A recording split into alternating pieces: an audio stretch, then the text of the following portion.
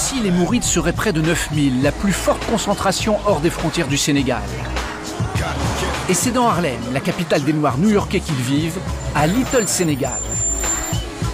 Les Mourides sont comme des poissons dans l'eau. Restaurants, épiceries, boutiques de vêtements, tous les commerces Mourides se réclament de leur capitale, tout bas. À New York, les vendeurs gagnent leur vie plus facilement et surtout plus rapidement qu'ailleurs. Ce qu'ils ne manquent pas de raconter à la façon des rappeurs américains.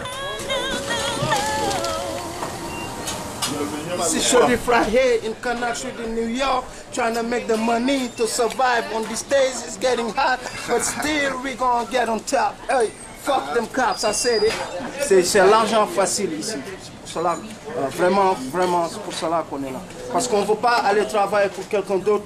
Il nous paye, par exemple, $300 pour 6 jours, les trucs comme ça, alors qu'on peut avoir $300 dans un seul jour ici. Non, donc on va être ici, non? Même si la police nous arrête de gauche à droite, on doit faire l'argent, n'est-ce pas? C'est vrai. Salut, tu vas bien? Ouais, ça va. Hassan est mouride. Il a quitté le Sénégal il y a 8 ans. Pour arriver aux États-Unis, il a usurpé l'identité de son frère qui lui a prêté son passeport. En débarquant à New York, il n'avait qu'un but, profiter du rêve américain. Tu dois travailler. Regarde les États-Unis. Les États-Unis est un grand pays. Ils ont travaillé pour avoir tout ça. C'est mon rêve aussi parce que je voulais faire comme tous les Sénégalais. J'ai des amis qui ont des jolies voitures, des belles maisons au Sénégal et qui aident leur famille. Et moi, je suis dans une grande famille. J'ai perdu mon père en 1987 et tout ce que je voulais faire, d'aider ma famille, remplacer mon père. On est là pour gagner nos vies. We have no choice. En 8 ans, Hassan est passé de vendeur de rue à vendeur de voitures vers le Sénégal et aujourd'hui, il a pu s'offrir ce bolide.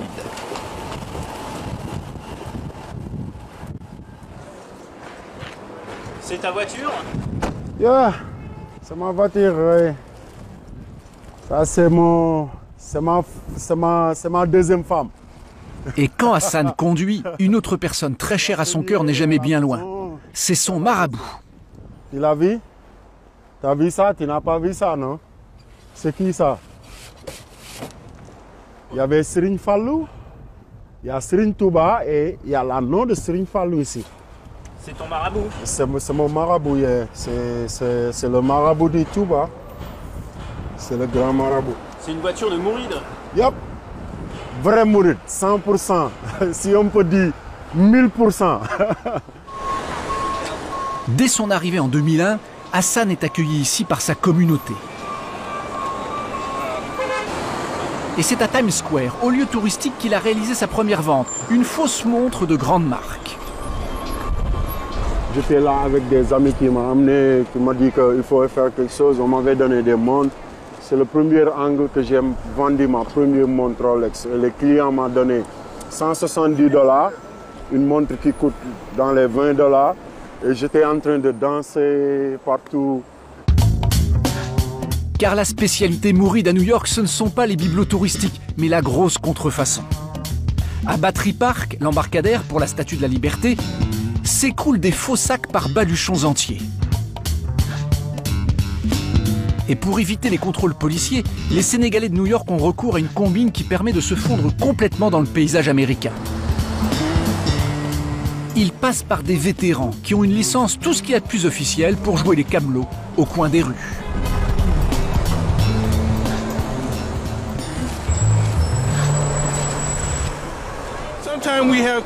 Parfois on se dispute parce qu'ils se mettent à vendre la même marchandise que moi. Mais bon, c'est ça le capitalisme.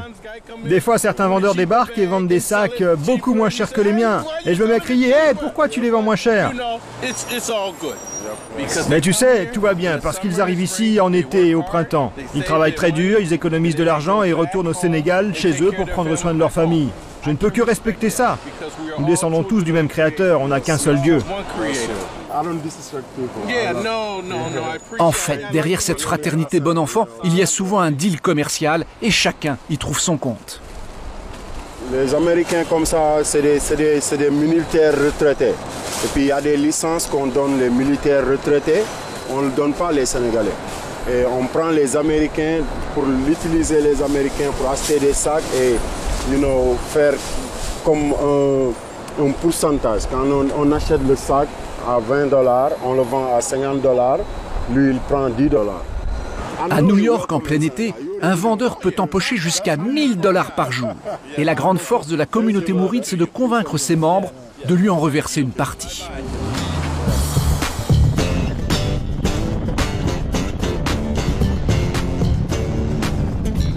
Et pour voir comment argent et religion sont étroitement mêlés, il faut se rendre à Harlem.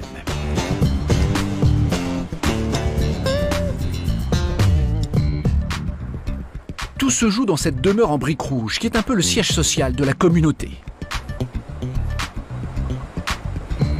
Elle nous a désigné comme interlocuteur Murtada, un des responsables mourides new-yorkais. Il sait tout des finances prospères des Sénégalais de New York, mais il se garde bien de rentrer dans les détails. C'est beaucoup d'argent, hein? Ouais, c'est beaucoup d'argent. Hein. Comment vous faites pour réunir tout cet argent? Ah, tu sais que dans la communauté, c'est toujours une solidarité qui compte entre les mourides. Donc, ça nous a pris beaucoup de temps, mais quand même, c'est la volonté. Chacun était content, était prêt à participer en collectant $1, de 2 à 3 à $4. On a fini par construire et réformer cette maison. La réalité est un peu plus complexe que ne veut bien le dire Murtada, et vous allez comprendre pourquoi.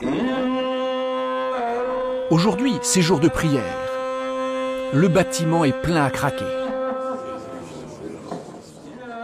Nous voici au cœur de la multinationale mouride qui mélange étroitement business et religion. C'est même l'une des forces de son fonctionnement. Or, dans cette maison à l'intérieur sobre, il y a une pièce étrange qui tranche avec toutes les autres.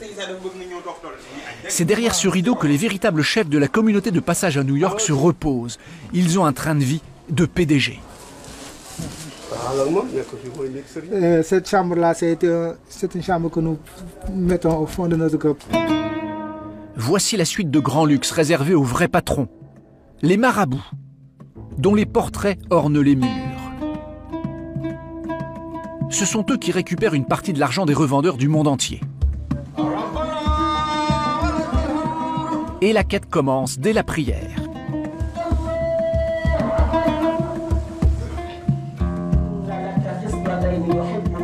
Dans les rangs, des responsables passent avec des sacs.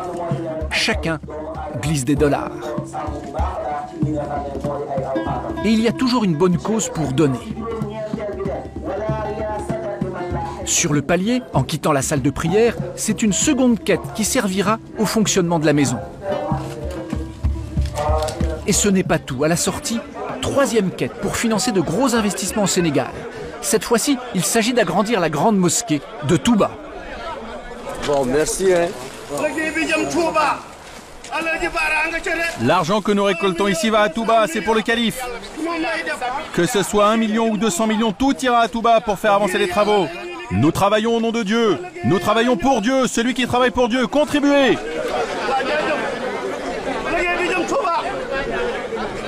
L'argent qui est parti Touba, dollar même qui est parti avec le dollar, c'est pas des change, c'est pas. Et ça sert à quoi là-bas? Inch'Allah.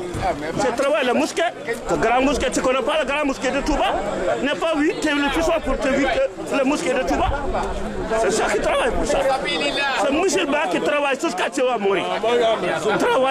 Travail. Chaque mouride estime normal de donner une partie de son travail pour la capitale et ses marabouts. Conséquence, les sommes récoltées sont phénoménales. Mais c'est un des secrets les mieux gardés de la religion. Ça a bien marché, votre collecte? Par la grâce de Dieu.